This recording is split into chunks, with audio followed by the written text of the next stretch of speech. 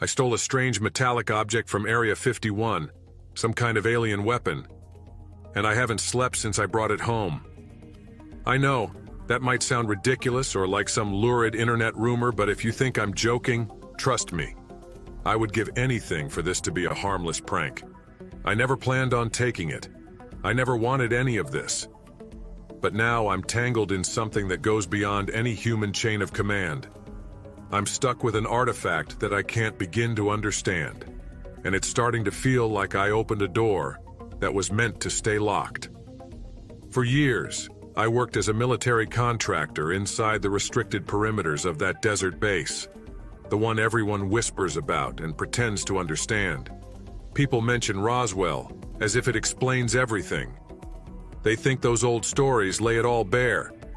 But what if I told you that Roswell was just a prologue, a tiny scratch on the surface of a much deeper and more unsettling truth?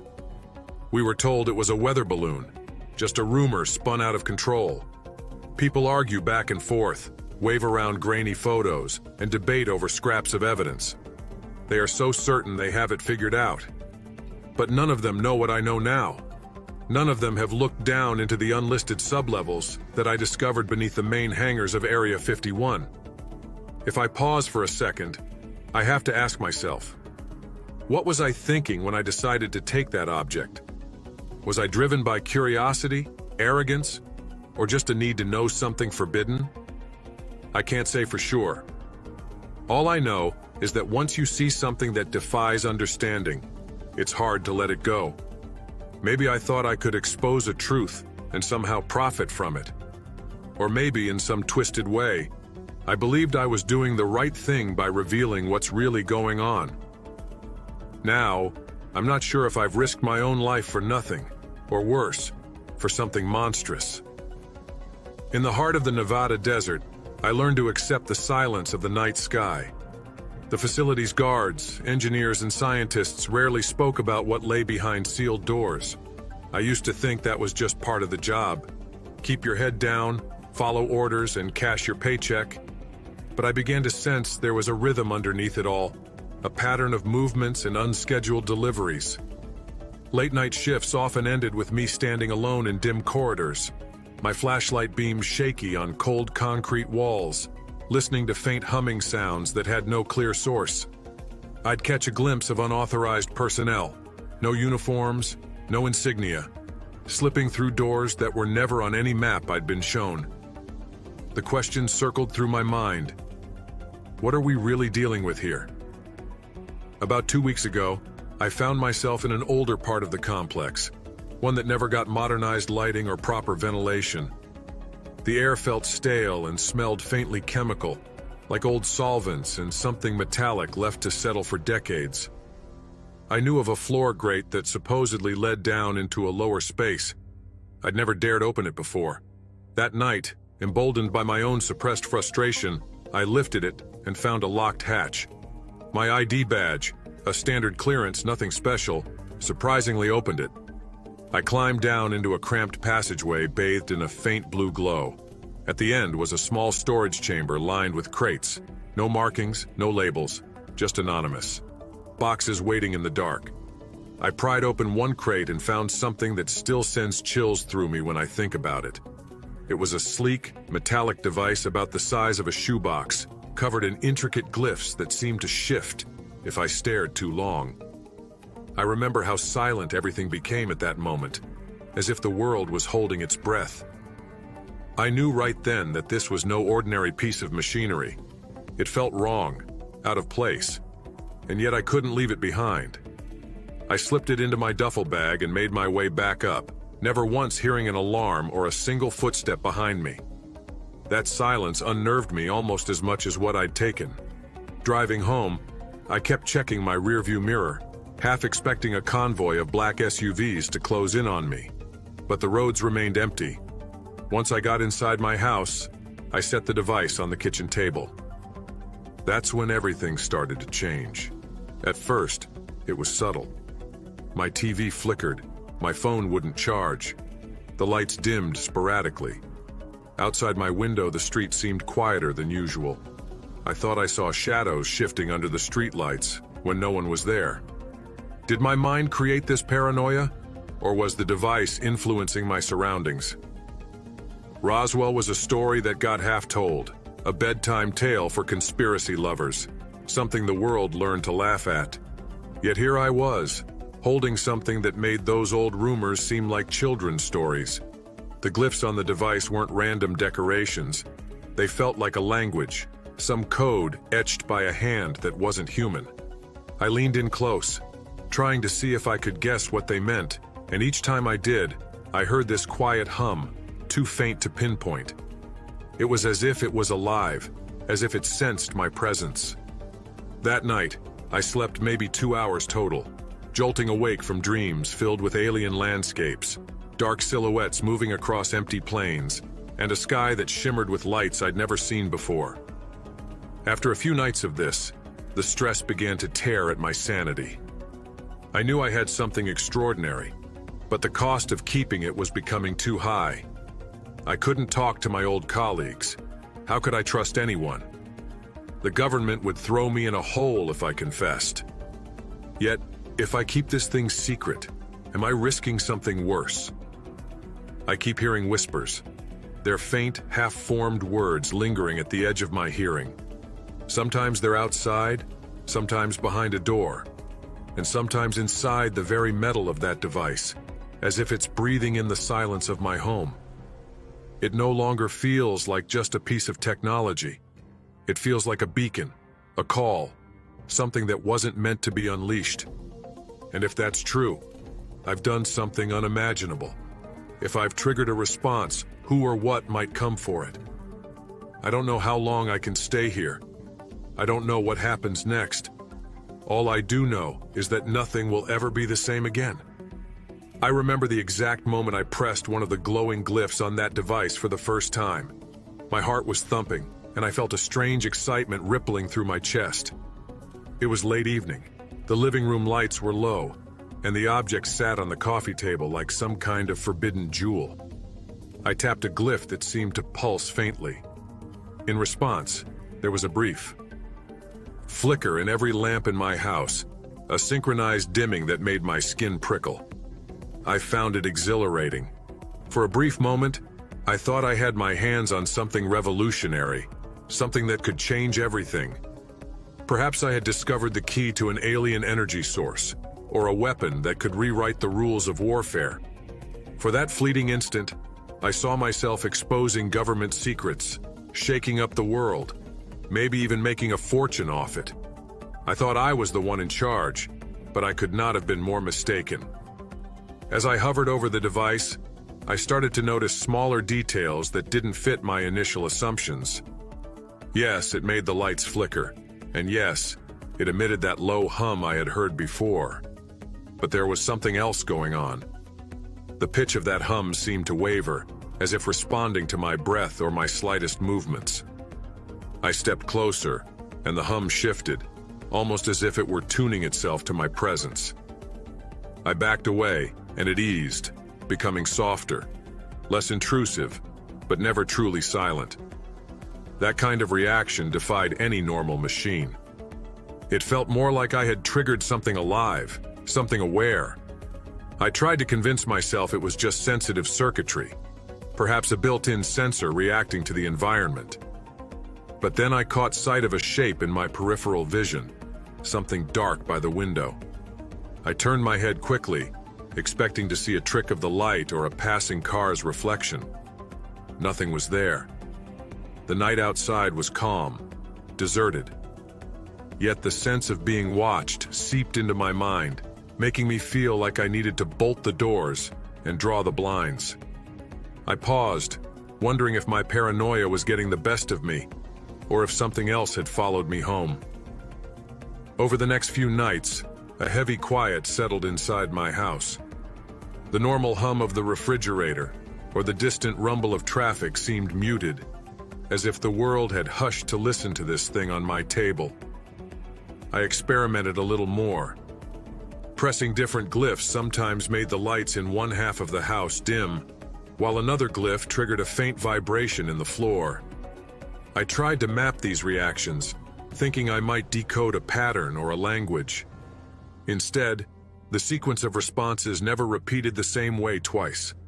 It reminded me of trying to communicate with a wild animal, unpredictable, wary, and possibly dangerous. My sleep suffered. I started waking up drenched in sweat, with fragments of bizarre dreams tangling in my thoughts. I dreamed of corridors deep underground, lined with smooth surfaces that curved in impossible angles. I saw shapes that moved without sound or logic, drifting like shadows in a place beyond human reckoning. I would wake up with the feeling that the device was whispering to me, not in words I could understand, but in a subtle pressure inside my head, urging me to explore, to open new doors. If I listened too closely, I could sense a hidden message buried in that hum, something that told me I was not alone.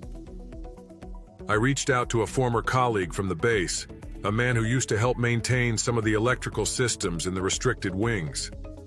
We spoke briefly on a burner phone I had purchased at a gas station. When I hinted I might have gotten my hands on something extraordinary, he went silent. Then, in a voice stripped of all familiarity, he warned me, "Do not call again, and for your sake, get rid of it." Before I could ask what he meant, he ended the call. That only deepened the mystery. Why wouldn't he want to know more? Why act as if he already understood what I held? My confusion hardened into a kind of grim resolve. I had to learn the truth. One evening, I focused carefully on the device. I tried pressing a series of glyphs I hadn't touched before, watching them glow in different hues of blue and green. The hum responded by rising and falling like a distant choir. The walls of my house seemed to absorb this sound, and I swear, I saw ripples dancing across the paint, as if something invisible stirred behind them. That night, my television turned itself on and displayed only static. Within the static, I caught glimpses of shapes that did not belong on any known broadcast. Tall silhouettes, bending and contorting like figures caught between two worlds. Could this thing be scanning me, learning from me, or calling out to others? I started to believe that what I held might not be a weapon in the traditional sense, but something far more unsettling. Maybe it was designed to breach a boundary, to connect different planes of existence, or to summon something that had been kept at bay. The more I thought about it, the more I realized that my initial pride and greed had led me down a path I couldn't easily escape. If I threw the device away, what would it do? Would it draw attention from whoever or whatever created it? If I tried to return it, would they even let me live? I checked my doors and windows repeatedly that night. Each time, I caught my reflection in the glass, looking more hollow, more ragged. My eyes lingered on every dark corner. I listened for footsteps outside, for helicopters overhead, or the hum of government vehicles. But all I heard was that strange, resonant frequency emanating from my living room. The quiet outside my door was unnatural, as if the world had stepped back to watch what would happen next.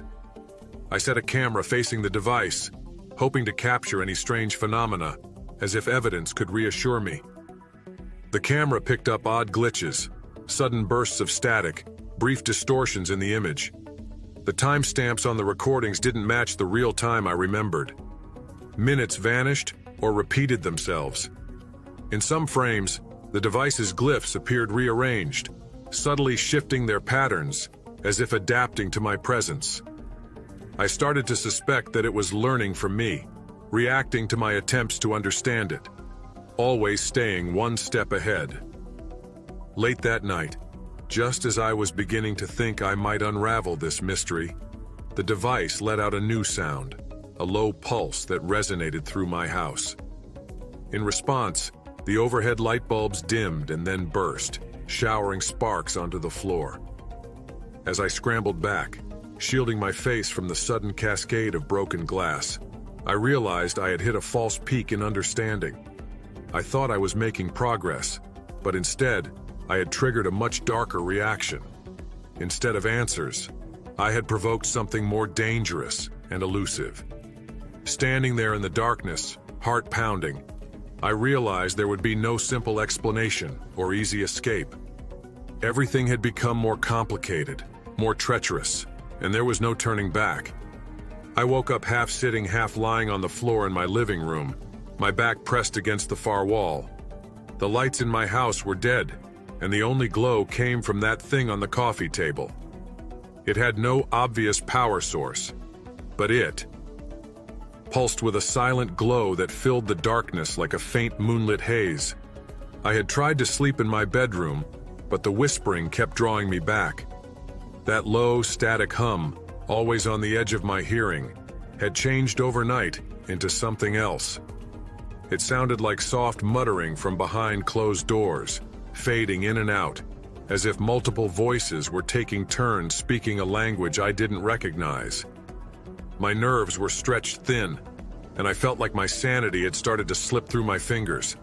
I got to my feet, feeling aches all over. I tried every light switch, but the entire electrical system seemed fried. My phone refused to hold a charge. My laptop's screen flickered erratically. Even my old wristwatch had stopped ticking. The device didn't seem to need conventional energy. It had created its own atmosphere of interference and distortion.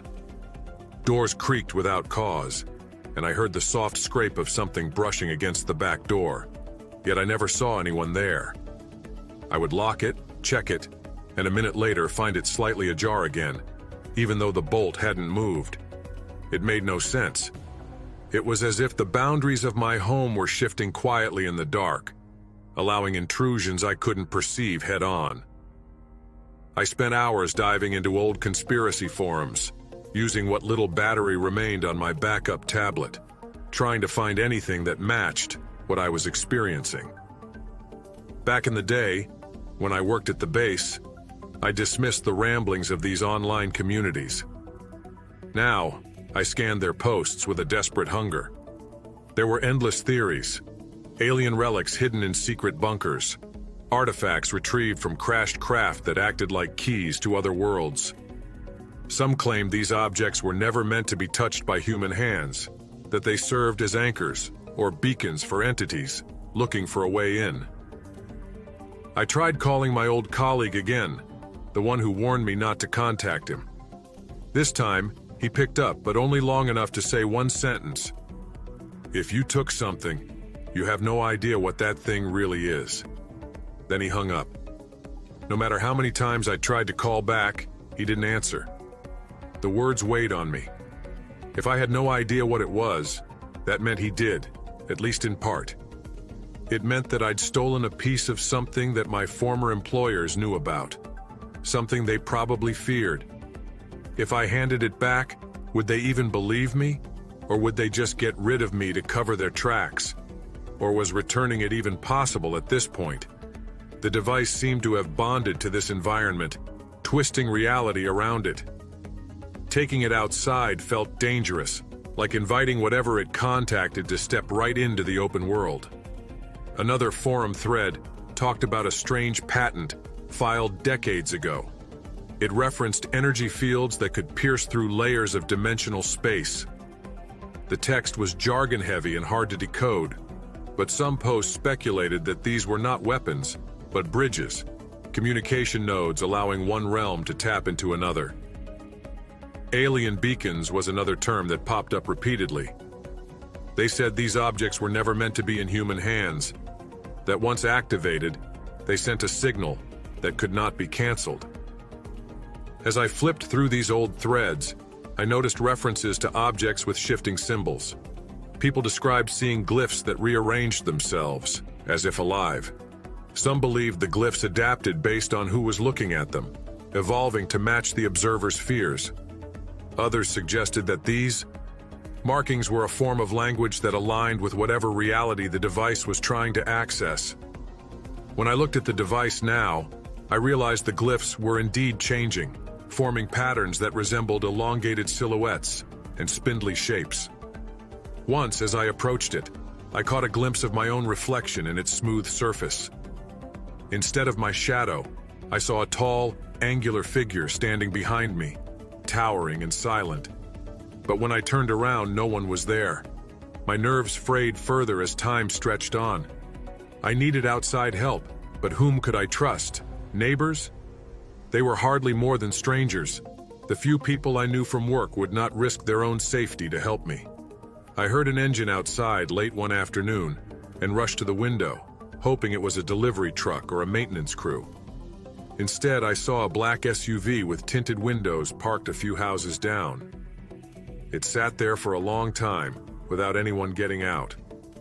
When I finally looked again, it was gone. Had it even been real? The lines between reality and hallucination were blurring, and that frightened me more than anything else. A day later, as I huddled in the semi-darkness of my living room, the device's hum changed again. This time, it took on a layered cadence, like multiple frequencies overlapping. At that moment, an intense feeling washed over me, a sense that something was about to happen. The hairs on the back of my neck stood up. I reached out and pressed one of the glyphs again, more out of desperation than any plan. The device responded with a sudden piercing tone that rattled the windows. For an instant, the walls looked translucent, as if light was shining through from another dimension. I glimpsed shapes moving in that light, silhouettes of impossible things that stretched and bent in ways the human eye could barely comprehend. My heart hammered so hard, I thought I might collapse. The sound stopped, and everything went silent. My ears rang in the aftermath, and I thought maybe that was it. Maybe I had just prevented something terrible, but that was wishful thinking. Moments later, the temperature in the room dropped. My breath fogged the air. I heard scraping at the front door now, as though nails or claws raked the wood. Every instinct told me not to look, but I couldn't help myself. When I peered through the small glass pane, I saw nothing except the dim shape of my porch steps. Yet the scratching persisted, moving along the walls outside, circling, probing. I tried to push a dresser in front of the door. As I strained against the weight, I saw a flicker of motion in the reflection of a framed photograph on the wall. One of those tall shapes stood behind me in the mirror's warped surface, looming closer than ever. I spun around and found only shadows, yet the sense of presence remained. Near the midpoint of that day, I thought I had resolved something. I thought maybe by pressing the right glyphs, I had sent a signal that would end this nightmare. Instead, I realized too late that I had only escalated it, making contact on a deeper level. Now, it felt like they were here, pressing against the barriers of my home, testing my defenses. The heavy silence fractured when a sudden thud shook the back door. The handle rattled as if twisted by a trembling hand. My heart stopped for a beat. I froze, every muscle locked in. Place. The device's hum rose softly again, as if encouraging the intruders. I backed into a corner, trapped between fear and the unknown. I could see no way out and no safe place to run. The scraping intensified, becoming a frantic clawing sound that seemed to come from every wall. I realized that whatever lay beyond that door, it was no longer satisfied with whispers and glimpses. They wanted in, and this time, I had nowhere left to hide. My heart hammered as the scraping outside intensified, nails or claws raking at the door, testing every inch of my home's defenses. I clutched the edge of the coffee table as if it could anchor me to something rational. The device, still pulsing in the darkness, rose in volume until its hum drowned out my own ragged breathing. Without warning, it began projecting a strange, shimmering light onto the walls. At first, I thought it was a trick of my exhausted eyes.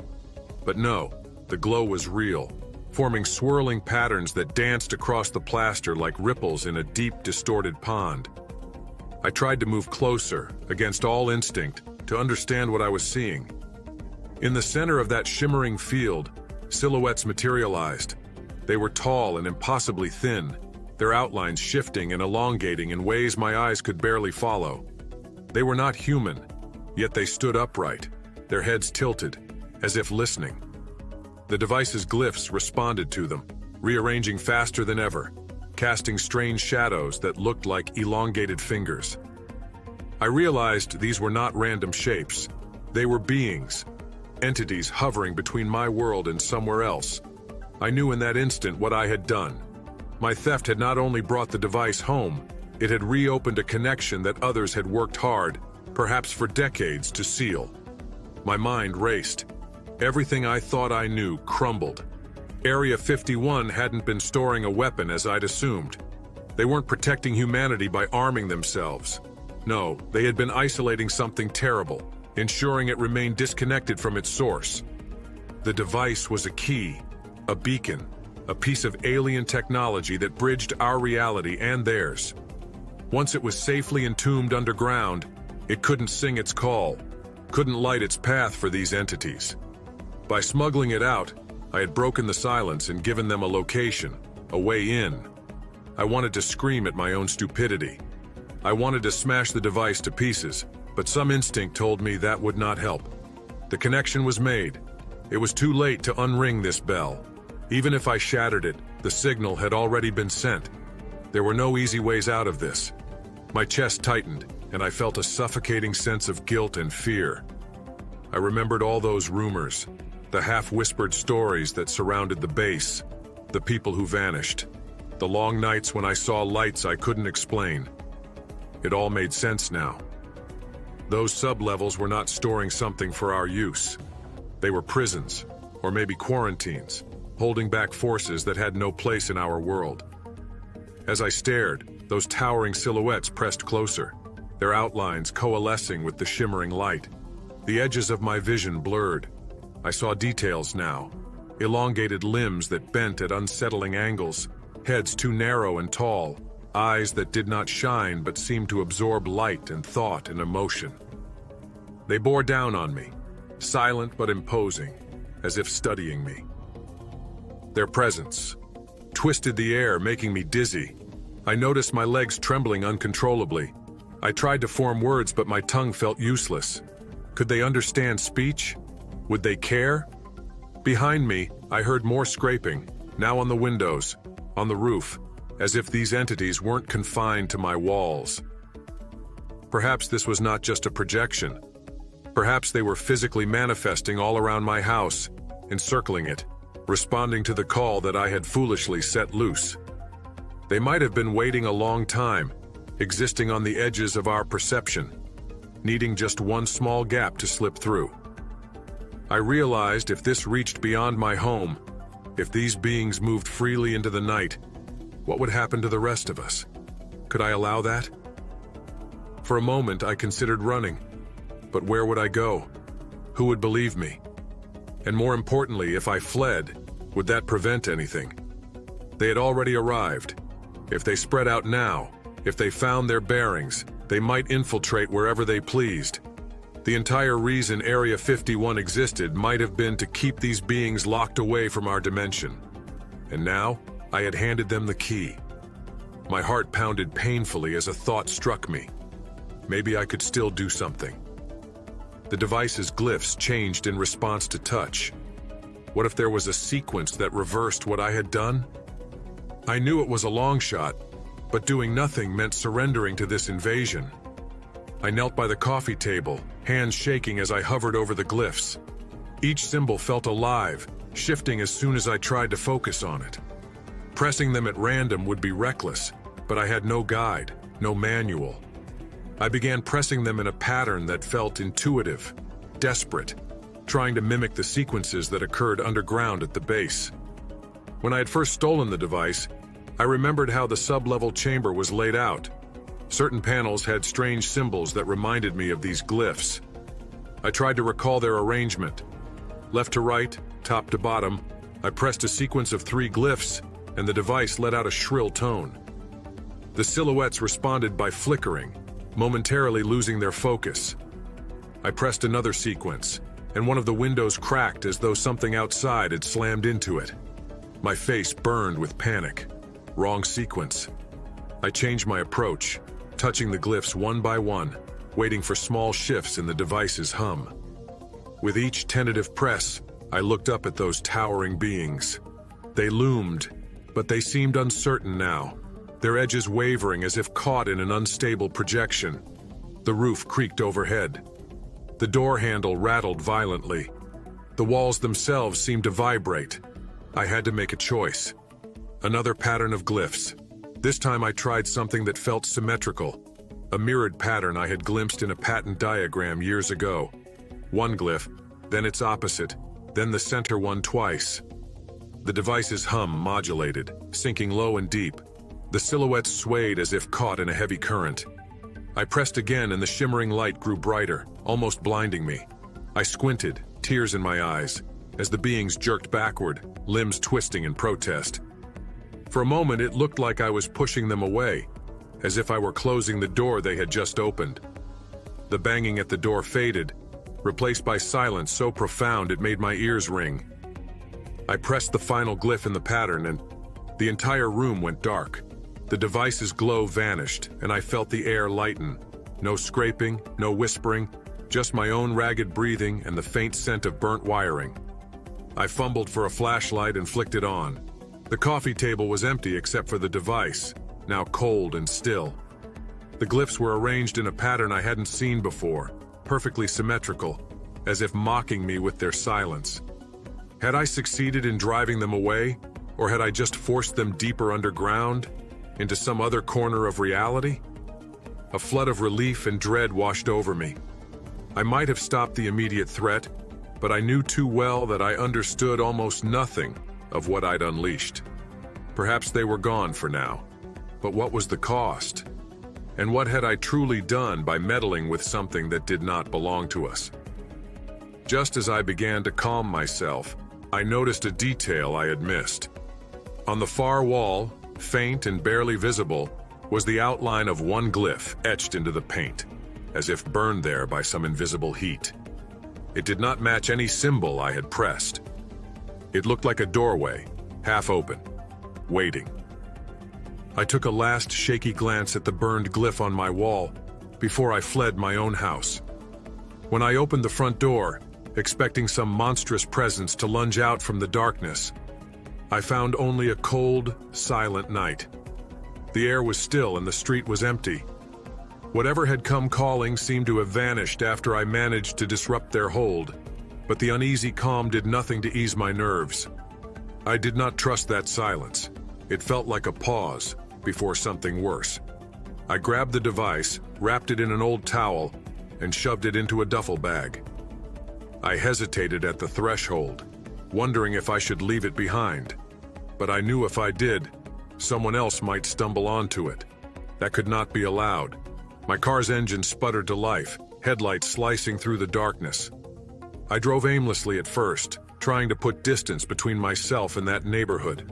While the road stretched under my tires, I replayed everything in my mind, sifting through the scattered clues that had led me here.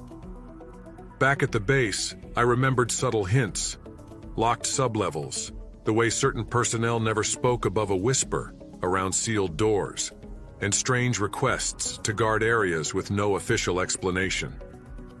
It all tied back to that one fateful decision I made, lifting that crate's lid and taking something that was never meant for the surface world. The Roswell incident had always been a historical footnote to many, a controversial point in UFO lore. Now I realized it was more than that. It had been a clue, a hint that something once breached the boundary between our reality and theirs. The stories of crashed craft might have been half-truths, crafted to mislead the curious. The real secret was more elusive. Devices like the one I'd stolen, objects that weren't just alien relics, but keys to corridors between worlds. Roswell was not an isolated event. It was likely a desperate attempt to contain an earlier breach, an attempt that partially succeeded but never fully ended the threat.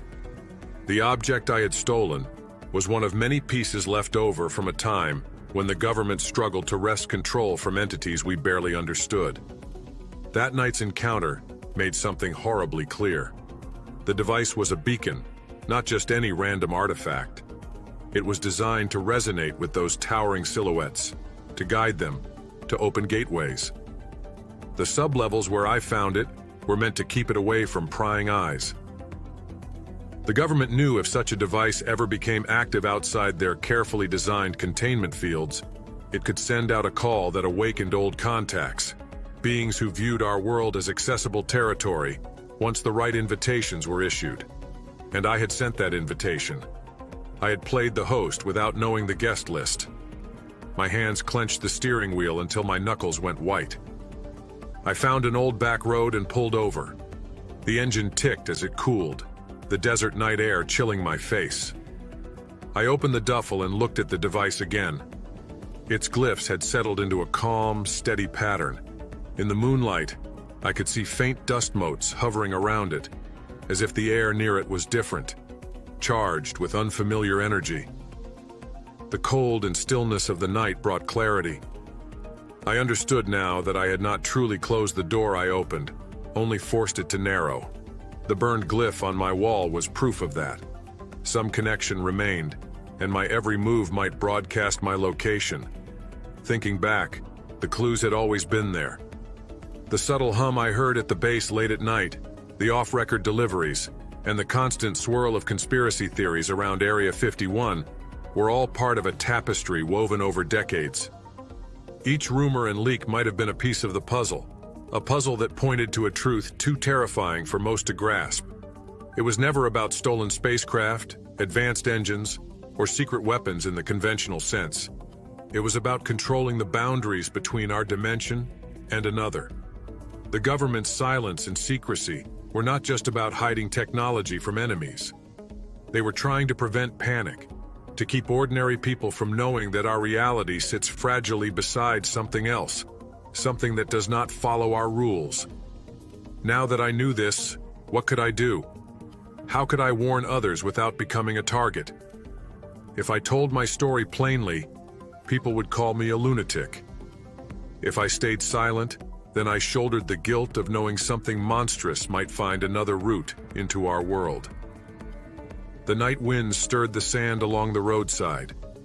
I shivered, not from the cold, but from the weight of responsibility. Had I set something free? Would others pay the price for my reckless curiosity? I remembered my colleague's words. If you took something, you have no idea what that thing really is. He must have known, at least in part, that these artifacts had to remain hidden. Could it be that others were out there right now, trying to track me, to reclaim this device before it caused more damage? Or, more chillingly, could there be others like me who had stolen something similar, each unwittingly calling out to these entities? The very thought made me nauseous. If just one device could bring them close, what would happen if multiple signals flared up at once? I sat there under a moon that suddenly seemed distant and indifferent, wrestling with the question of what comes next. Destroying the device might not fix anything. If it was a key, perhaps breaking it would jam the lock, or maybe it would make things worse. Returning it to the government could just get me buried in an unmarked cell. Besides, I didn't even know if they could contain it again now that it had been activated outside their careful controls. I made a decision as dawn approached, a decision rooted in fear and faint hope. I would go off the grid, vanish from the places anyone knew to look for me, and watch for signs that the connection was strengthening again. If these beings tried to cross over once more, I might at least witness it, document it, find some way to warn others more convincingly. Perhaps I could find someone who understood the symbols better than I did, someone who could help me seal the breach for good. My life, as I knew it, was over. My conscience demanded I do something, anything, to prevent a larger catastrophe. Living in darkness, whispering my story to those brave or foolish enough to listen, might be the only way to atone. As I pulled back onto the empty road, I realized that I had stumbled onto a truth far more unsettling than I ever imagined. The human race thrives on the belief that we understand our world, that we have mapped every corner worth knowing. Yet here I was, carrying evidence that our reality is but one room in a sprawling mansion of existence, and the locks on the doors between rooms are far from secure. If these beings answered one stolen device, I could only dread what slumbering horrors might awaken if others out there found similar keys. I drive on now, watching the horizon with uneasy eyes. Each quiet morning and silent night might be a blessing I do not deserve. I cannot shake the feeling that I have only delayed the inevitable, Is this momentary calm just another pause before a storm we cannot imagine? The thought haunts me. I offer you my confession as a warning, a plea. If you ever find something that should not be touched, leave it buried where it lies. If you glimpse a truth that defies logic, consider the cost of knowing. Because once these doors open, there is no telling who or what might step through, and we may never be truly alone again.